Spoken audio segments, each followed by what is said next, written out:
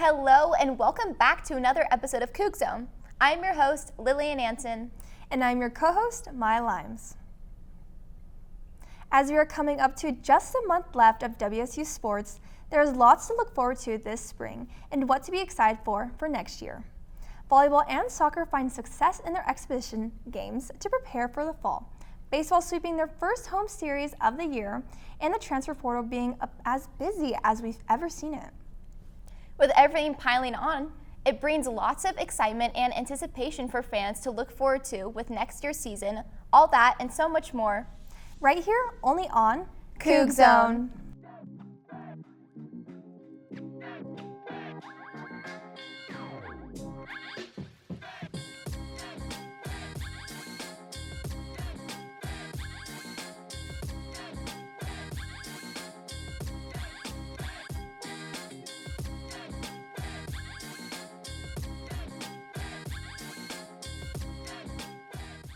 Baseball traveled down to San Diego, California on March 13th for a 3-game series against San Diego State. In Game 1, the Aztecs outpowered the Cougs, scoring 14 runs in 8 innings. In Game 2, the Cougs evened the series win with a 7-2 win. Senior pitcher Nick Lewis led the way for WSU, allowing only 2 runs over 6 2/3 innings pitched. Game 3 turned into a slugfest, with the two teams combining for a total of 29 hits and 25 runs. In the end, a 5-run 7th inning powered the Aztecs to a 15-10 win over the Cougs. Next up for the Cougs was a quick trip to Salt Lake City to take on the Utah Utes on March 17th. In the only game of the series, Wazoo had a good offensive showing. Freshman outfielders Trevor Smith and Matt Priest both recorded 3 hits and 1 RBI for the Cougs. WSU had a chance to take the lead in the 8th with 2 runners in scoring position, but ultimately Utah was able to escape the jam and hold on for an 8-5 win. On March 20th, the Cougs returned to Pullman to take on GCU for the first game home series of the year. Lewis took the mound in Game 1 and put up yet another quality start, allowing only 3 runs over 6 innings pitched. Priest smashed his first collegiate home run to a 7-3 win for the Cougs. Game 2 was a back-and-forth extra innings battle for both teams. Senior right-handed starter Griffin Smith held GCU's offense to only 1 run over 6 1/3 innings pitched. In the bottom of the 10th, Priest was able to put the ball in play and beat out the throw to first, giving Wazoo the 6-5 win. WSU brought out the brooms for the sweep in Game 3. Earning a 6-2 win over GCU, Priest's strong performances from these games earned him Mountain West Freshman of the Week, the second time this season a Coug has taken home this award. The Cougs struggled in their next 2 series, losing 19-8 against Gonzaga and dropping 2 out of the 3 games at home versus Nevada. The one bright spot for the Cougs was Priest earning Mountain West Freshman of the Week for the 2nd straight week. Priest went 9 for 16 over that stretch with 2 home runs and 10 RBIs. Wazoo was able to flip the switch completely with back-to-back series wins after the brief slump. Things got started in Seattle where the Cougs dominated Seattle U 10-0. Freshman outfielder and Washington native Mason Perello hit his first collegiate home run in the big win for the Cougs. On April 2nd, WSU traveled back to California for a 3-game set against San Jose State. After dropping in Game 1, 8-5, the Cougs were able to win both games 2-3 to clinch the series win. Freshman catcher Alexander Ziegler shined in the series, going 4 for 8, 4 RBIs. Redshirt sophomore Dustin Robinson also shined as he hit his first collegiate home run in Game 3. On March 13th at the NCAA Indoor Championships in Fayetteville, Arkansas, sophomore Rosemary Longisa ran the fastest time in the women's 1-mile semifinals, crossing the line in 4 minutes and 28 seconds. She won her heat, automatically qualifies for the finals in the championship race. Longisa once again delivers, finishing 2nd in the nation with a time of 4 minutes and 40 seconds, just 1/10 of a second behind first place. With that performance, she earns All-American honors for the first time in her indoor career. Longisa then took her talents to the global stage, representing Kenya at the World Indoor Championships in Poland, finishing 26th in the 800 meters with a personal best of 2 minutes and 3 seconds in her first international championship appearance. The Cougs shifted focus quickly to outdoor season, opening competition on April 3rd and the Stanford Invitational and the Mike Finelli Invitational in California. And they start out strong with 15 personal bests and 3 podium finishes. Sophomore Caroline Jepkori led the way in the women's 3,000-meter steeplechase, finishing second in her section with a personal best time of 9 minutes and 59 seconds, nearly 6 seconds faster than her previous best. Freshman Mercy Biwat joined her on the podium in a different section, taking third with a personal best of 10 minutes and 10 seconds. Freshman Haley Cossey posted a personal best in the women's 1,500 meters, finishing 5th in her section with a time of 4 minutes and 31 seconds. In the women's 5K, freshman Kyla Madariaga and redshirt senior Maya Nichols both recorded personal bests, with Nichols shaving nearly a full minute off her previous mark. On the men's side, sophomore Evans Karui opened his outdoor season with a third-place finish in the 10,000 meters, clocking 27 minutes and 48 seconds. At the Mike Finelli Invitational, freshman Aaliyah Cossey earned a top 10 finish in the women's 5K with a personal best of 16 minutes and 40 seconds. In the men's 5,000 meters, junior Eric Sweden led the Cougs, finishing just shy of his personal best, while sophomore Leo Cook set a new personal record of 14 minutes and 49 seconds. Redshirt sophomore Evelina Sitnicka ran the first steeplechase of her collegiate career, finishing in 10 minutes and 56 seconds. Sophomore Micaiah Aiden also set a personal best in the men's steeplechase with a strong performance, finishing in 9 minutes and 20 seconds. Wrapping up the weekend at the Mike Finelli Invitational, junior Isabella Alvarado set a personal best in the women's 800 meters with a time of 2 minutes and 12 seconds. Finishing 39th overall on the men's side, redshirt freshman Ricard Verges and sophomore Chase Bartlett both broke into the top 100 in the 800 meters, finishing back-to-back in 1 minute and 55 seconds, with Bartlett just 0.03 seconds behind Verges. Men's golf traveled to Daly City, California to compete in the Desanami Invitational at the Par 72 Lake Merch Golf Club March 9th and 10th. The tournament featured 10 teams that found themselves in the top 50 in the nation. Junior redshirt Ben Borgita got his tournament started with a bang, going 4 under par on day 1. Borgita set even at par through his first 9 holes before carding 5 birdies in his next 6 holes. As a team, WSU finished 1 under par after the first round. Senior Sam Renner rebounded after a tough first day, with a stellar 7 under par in round 2. Borgita followed his round 1 performance with an impressive 5 under par in round 2. Sophomore Garrett Harrison came in behind Renner and Borgita with a 3 under par 69. Overall, it was a day to remember at the greens for the Crimson and Gray, shooting 15 under par. Wazoo was looking to capitalize on their momentum heading into the final round after catapulting into 4th place. Round 3 didn't go the Cougs' way as they shot 7 over par. The Cougs' 3-round total came in at 16 under par, placing them 7th out of the 15-team invitational. The Cougs then traveled to Stanford, California to compete in the Goodwin Tournament March 26th and 27th. The tournament was played on par 70 Stanford Golf Course. Borgita led the team after the first round of play with a score of 5 under par. As a team, Wazoo finished 1 over par after the first round. Renner took charge in round 2, shooting 4 under par. WSU shot 3 under as a team, which placed them 5th out of the 30-team pool in round 2. Renner and Harrison each shot 1 over par on the final day of the play to lead the team. The Crimson and Gray finished day 3 at 8 over par.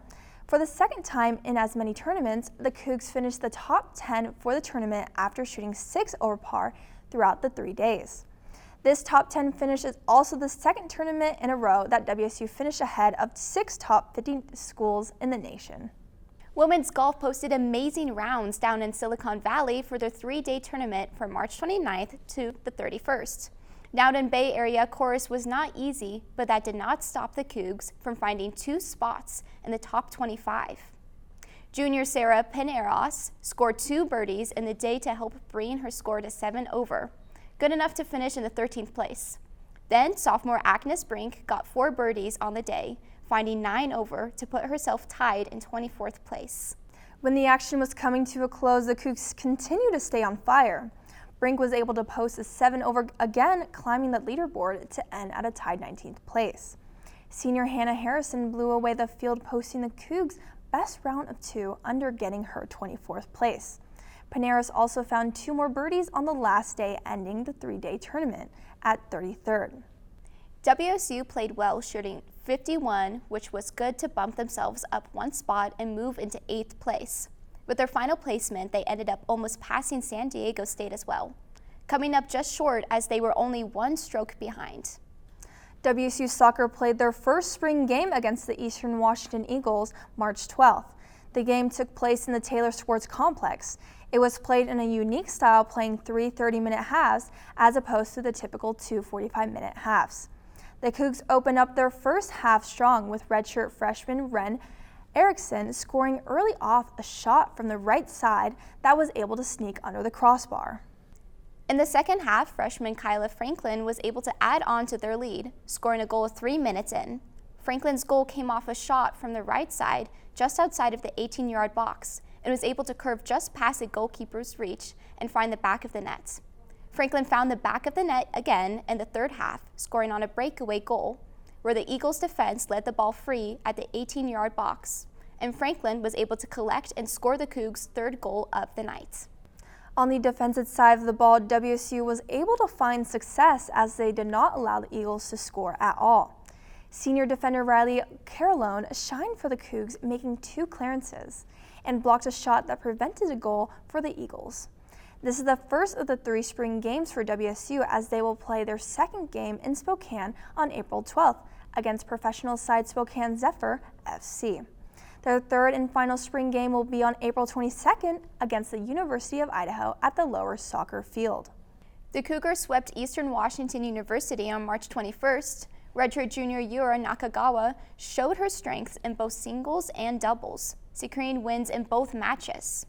Freshman Ava Monet Sycamore also delivered an impressive performance, winning both her singles and doubles matches. That weekend on March 22nd, they faced Loyola Marymount University, and senior Maxine Murphy pulled out a close win at number 2 singles. Washington State ended up defeating LMU 4-0 in the West Coast Conference tennis match at Hollenberry Fieldhouse. With the win, the Cougars improved to 9-6 on the season, 1-1 in WCC play, while LMU falls to 6-8 and 1-2. Senior Emily Lundgren and sophomore Darcy Revitt are the first pair of Cougar teammates to earn All-American honors in swim in the same season. They both were able to earn 2nd team All-American after Lundgren finished 15th in the 200-meter breaststroke and Revitt finishing 16th in the 100-meter freestyle at the 2026 NCAA Championships. Lundgren finishes her career as the most decorated Coug in program history, as a 4-time All-American with 59 individual victories and 4 school records. Washington State volleyball began its spring competition on March 7th with a match against the University of Idaho. The Cougars delivered a strong performance, securing a 4-1 victory.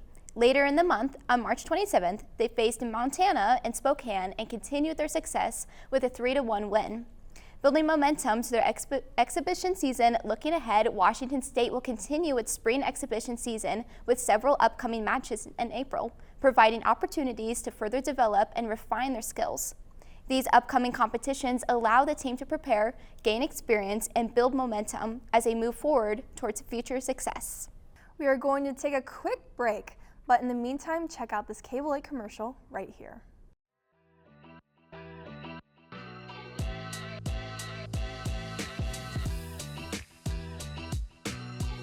We barely scraped out the win, and so this one should be an interesting one. I think it's going to be incredibly close. And I think that with it here in Pullman, we could pack Bulwark for that game.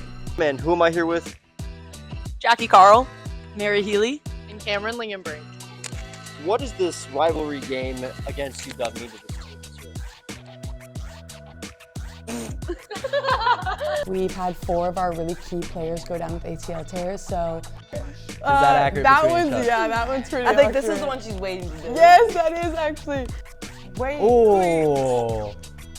Wait, do we not sit? We're in the same row. Yeah, we're in the same row, but we don't sit by anyone. Jackson Potter passes, hands off the ball every now and then, drives downfield. You get to Julian Duggar. I definitely loved seeing him. I would have wanted to see more of him, but I also understand Potter coming in.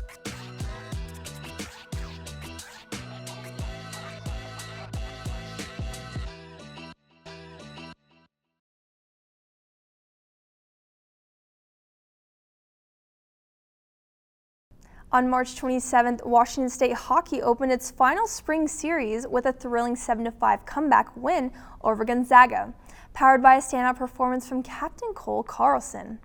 Carlson led the charge with 4 goals, including a key tally in the second period to spark momentum and a late goal to seal the game. After tying things up late in the second, the Cougars took control in the third, completing the comeback in front of a home crowd and setting the tone for the weekend.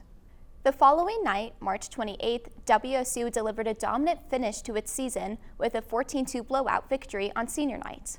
After a competitive first period, the Cougars erupted for 8 goals in the second, overwhelming Gonzaga with their offensive pressure.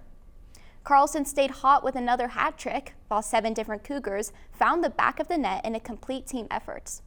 The night also celebrated seniors like Luke Jurgensen, Colin Keenan, Samuli Shehoven, and Sam Hembry, who saw extended ice time in their final collegiate game.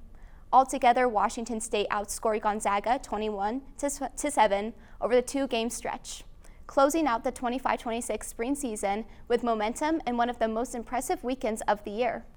Looking ahead, the Cougars are already preparing for next season with key additions to the roster. WSU added veteran forward Luis Poliquin, a transfer from Weber State, bringing experience and depth to the offensive unit. They also secured defenseman Emil Riska, a skilled 2-way player who recorded 36 points in the USPHL this season. With impactful departures from the senior class, these additions are expected to play a significant role as Washington State builds toward next year's season. We kick off women's rowing at the San Diego Crew Classic on Mission Bay, beginning races on March 28th and final racing on March 29th. With winter camp in Arizona and spring camp here in Pullman, we are ready to show what we have in store. On our first WSU travel race, we brought 2 varsity 8 boats and 1 varsity 4 boat. The coxswains for each boat are junior Vera Lik Varvarsik and freshman Isha Raja, taking on the 4 V8 boats and sophomore Phoebe Nagy with a V4. The 3 coxswains will lead the Cougs through strategic motivation to victory. Head coach Jane LaRivera has been fine-tuning everything and everyone and is ready for strong outcomes of the spring season. WSU placed 5th overall in all the boats for the San Diego Crew Classic. Up next, the Cougs will return back to Pullman for their own home regatta on April 11th, hosting Gonzaga in the Folly Cup at Wawai Landing, and where the assistant walk-on coach Leah Pearman will showcase her first-year WSU novice rowers of 2025 through 2026. We are celebrating the milestone of CougZone Season 10. We wanted to take a few minutes to talk to the alumni who ran the show in front and behind the camera before us. We reached out to a handful of our alumni who created the WSN brand of Cable 8 Sports and had them reflect on their time at WSU. We asked them about their favorite memories, their pipeline to their careers, and their directions as they have all gone since leaving Pullman. Sending it over to our alumni. Hi, I'm Trevor Junt. My name is Alexander Huddleston. My name is Christian Gonzalez. Hey everyone, my name is Kathryn Roley. Hey, what's up everybody? My name is Damien Alvarado. I am the former creator and director of CougZone back in 2022. I'm Brinkley Hill, and I was a producer, and then I took over as director of CougZone in 2023, which is also our graduation year. My role on CougZone was part creator, co-creator. I was the director for CougZone for seasons 5 and 6, I think, and then I was crew and production assistant for 3 and 4. I was a director for Coug and the Clock, and I was an assistant, unofficial assistant for CougZone. I was actually the HR director at the time that CougZone came into Cable 8 and was able to hear the pitch and see it from the beginning. As per my profession nowadays, I am the Capital reporter in Little Rock, Arkansas.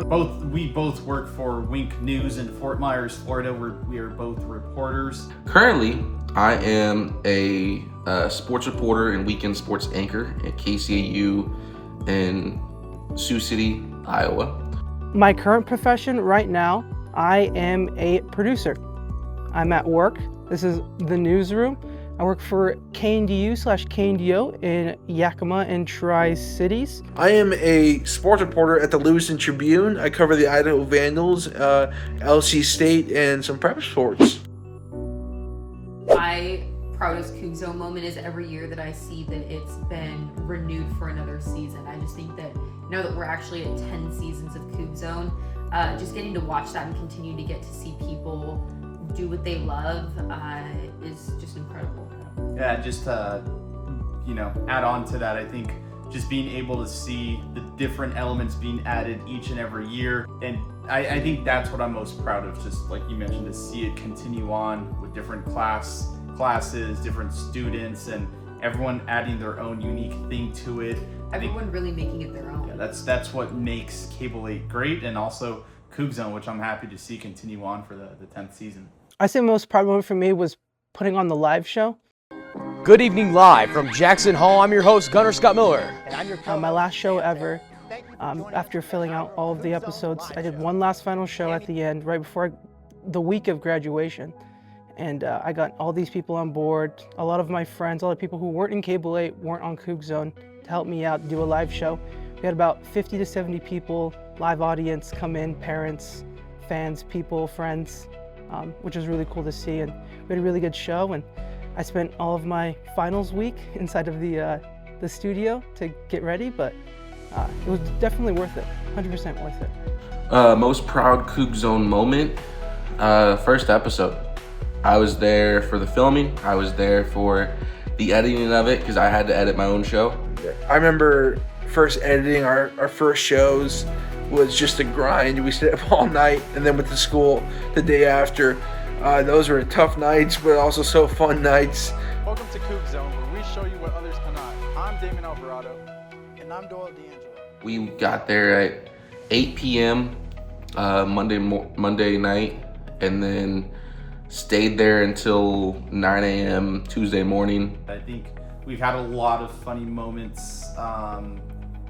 I guess sleeping on the floor in the editing bay, like it's not embarrassing, it's kind of gross, right? Like, and then I had to go to an 8:30 a.m. class. Like, I mean, another funny moment is we were all editing our shows, and Brinkley was our social media person, supposed to be making graphics and making posts.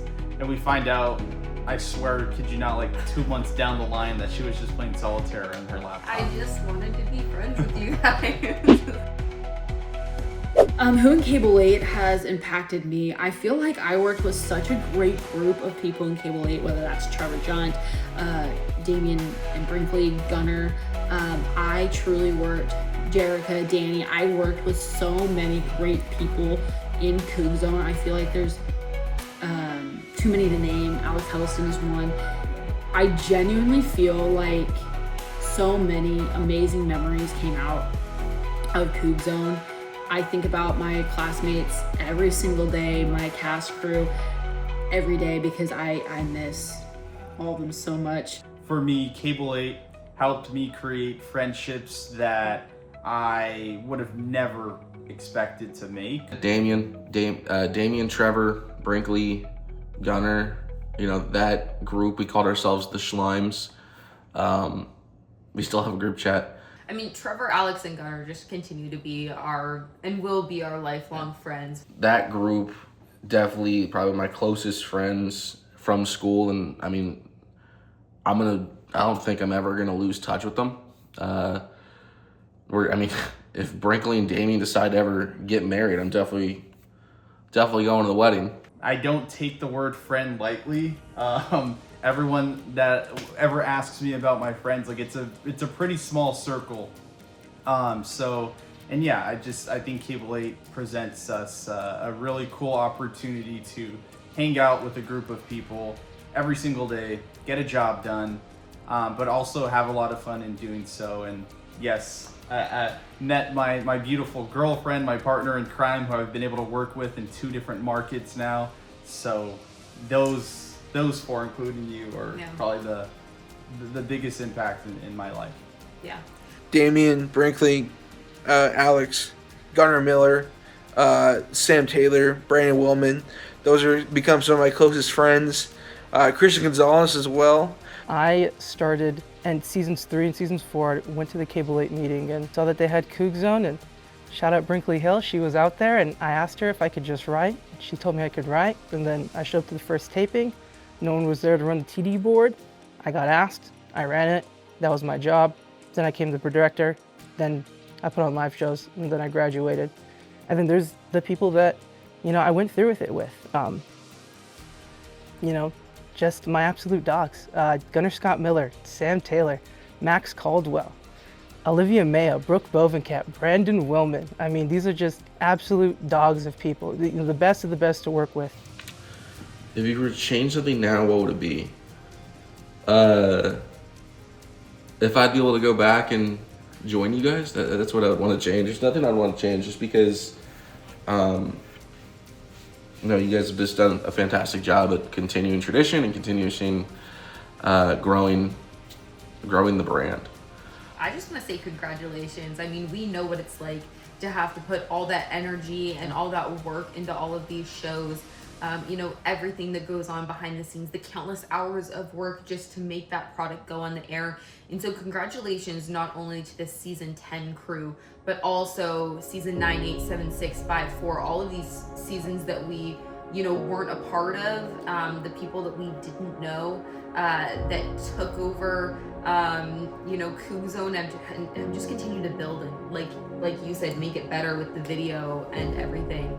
I know I've been waiting for a purpose, and Sydney, I want you to make Andreas wait out this portion of the shout-outs until I get to him, but he of course is the best for last. What I saw that kid come in and do day one was absolutely outstanding, and I shouldn't even call him a kid anymore. He's a full-grown man, but what he is able to do is absolutely, it still awes me to this day. To see our first year of CougZone, seasons 5 and season 6, get nominated for a student Emmy was really cool. But then to see Mason and Andreas win the next year, 10 times better. Nothing can make me more proud than seeing the work that was put in with other people pay off in the long run. CougZone prepared me for my job because I feel like it gives me, and I always tell this to people coming out of college, you have to be able to do a lot in one person. I really feel like a good journalist is someone who knows, how cameras operate, knows how audio works, can direct, produce all the things, and you can step in. I really feel like that has really helped me. And I would also just say, learn the other jobs. Learn, if you're cast, learn crew. If you're crew, learn cast, vice versa. But really make sure that you take advantage. The Murrow School is such a unique college because you truly have the ability to learn a little bit about everything. And I would, if you're a broadcast major, take a production class. If you're a production major, take a broadcast class. The world is quite literally your oyster. So do with it what you will, because it honestly is one of the coolest programs that I've ever been a part of, and I miss it every single day. It's a lot better than going to work. The thing I want future groups to know is, keep doing what you're doing, but add a little bit on to it and add maybe your own bit of it. Leave a mark, because CougZone and Wazoo Sports Network and Coug and the Clock, like all those things, I got to leave my own mark and my own legacy with like the logos, like WSN, that's my logo. For my own show, I find your way to leave a mark, and if you can't, just enjoy your time in it, because once you leave that, you never get it back, and it's such a great time. Seeing it wrap up its 10th season, it feels awesome. I love that there's still a drive for you guys to want to create sports journalism content.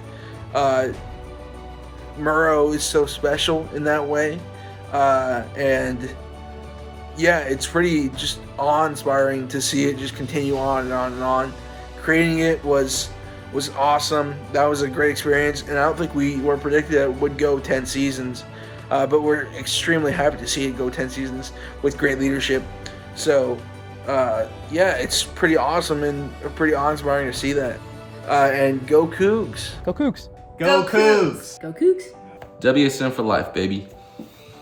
Get ready for the time of your life right here. Right here. Right here. Right here. Right here, only on CougZone. CougZone. On CougZone. CougZone. CougZone. CougZone. Let's take a look at what's happening within athletics beyond the scoreboard. WSU is once again on the wrong end of the transfer portal. 10 players on this season's men's basketball roster have entered the portal. The most unfortunate, yet the most predictable, was freshman phenom Ace Glass, who announced his decision April 3rd. Glass was the Cougs' biggest offensive threat, averaging 16.4 points per game. While keeping star players have continued to be an issue for WSU due to lack of NIL funds, the departure of players like Parker Garrett's questions if the compete roster overhaul is a reflection of the rocky player-coach relationships. Garrett's was the only player remaining from the 2023 to 2024 NCAA tournament team and had expressed his loyalty to the Crimson and Gray year after year despite averaging 9.4 minutes per game in his 3 years at WSU. Athletics made it clear that they have no plans to part with head coach David Riley for a third season. Fans will want change and a winning record, so Riley has some work to do to rebuild a successful team as the inaugural new Pac-12 season approaches. Swimming, as usual, brings lighter news. Head coach Russell Whitaker was named Mountain West Conference Coach of the Year after leading the Cougs to their best season in program history. Whitaker is only in his second year as head coach. This award was voted on by fellow conference coaches, and the Cougs' dominant performance this year proved why Whitaker deserved the honor. The Cougs finished second in the Mountain West Championships, set over 70 different records, and had 2 All-Americans this season. WSU will honor 2 individuals and 5 teams this fall. As Athletics announced the 2020-26 Athletics Hall of Fame, class March 31st, let's check out the 6 inductees. Former football player Lee Brinkley is the school's all-time leader in tackles and second season tackles. Blakeney played at WSU from 1980 to 1984. Volleyball head coach Cindy Frederick led the 1989 to 2000 volleyball teams to 9 NCAA tournaments and is the winningest coach of any women's sports program in school history. The 1976 baseball team was the Pacific 8 North Conference champions and the most recent appearance to the College World Series. 4 players from that team were drafted to the MLB that year. The 1981 football team will be recognized for bringing WSU to its first bowl game in 50 years. 12 players from that team were also drafted to the NFL. The 1985 women's cross-country team holds the record for the best finish at the NCAA championship and have 5 runners placed in the top 69. The 1996 volleyball team set a record for most regular season wins with 25 and reached their program's first Elite 8 in history. The team finished ranked 7th in the nation and had the Pac-10 Player of the Year. The 2006 women's rowing team finished 2nd at the Pac-12 championships and 4th in the NCAA championships. The 4th place finish is the highest national finish for any WSU women's sports. The induction will take place in late October of this year. That's all the latest updates for the Cougar Athletic News. Now let's move on to Outlook to see what's coming up on the Cougar sports schedule. Now let's go over what's next up for WSU sports for the rest of April. Baseball continues to stay busy as they have a home series against Gardner-Webb April 9th to the 11th. Afterwards, they face Portland State on April 13th, then hit the road to play Utah Tech April 15th. Next up is a 3-game series against UNLV in Las Vegas April 17th to the 19th. Then they finally come back home to play Gonzaga April 21st, followed by New Mexico April 24th to the 26th. Women's tennis faces Seattle U April 11th and Portland April 12th. Both on the WSU tennis outdoor courts. Then they head down to Santa Clara, California to play Santa Clara April 16th and San Diego April 18th. Finally, their last matches in April are on April 23rd through the 25th. to compete in the WCC Tennis Championships. Women's golf will compete in the West Coast Conference Championship April 25th to the 27th. Then for the men, they will play in the El Marcio Classic April 10th to the 12th, as well as the West Coast Conference Championship May 1st to the 3rd. Volleyball has 2 exhibition games facing Whitman College April 11th and U of I April 25th. Rowing will face Gonzaga in the Folly Cup April 11th and also compete in the Big Ten Invite April 18th and 19th. Track and field will be running in lots of meets for the rest of April. First off, they will race in the Jeff Ron Classic at Spokane April 10th. Then afterwards, Whitworth Twilight April 16th. Next up, they head down to California to compete in the Brian Clay Invitational April 16th to the 18th. And finally, they will compete in the WSU Cougar Classic April 24th and 25th. Soccer is just like volleyball with 2 exhibition games in April. Women's soccer will play against Spokane Zephyr April 12th, followed by a home game against U of I April 22nd. Thanks for watching. Want more WSN content? Follow us on all our social media at Wazoo Sports Network and Instagram and TikTok at Wazoo Sportsnet on X. Also, make sure to like and subscribe to Cable 8 Productions on YouTube for more amazing content, like a new episode of Crimson Corner. And our merch store is live. Click the link in our Instagram bio to see all the WSN swag available for purchase. Once again, I'm Lillian Anton. And I am Maya Limes. It was our delight to be your host today, and we'll catch you the next time. Right here, only on CougZone.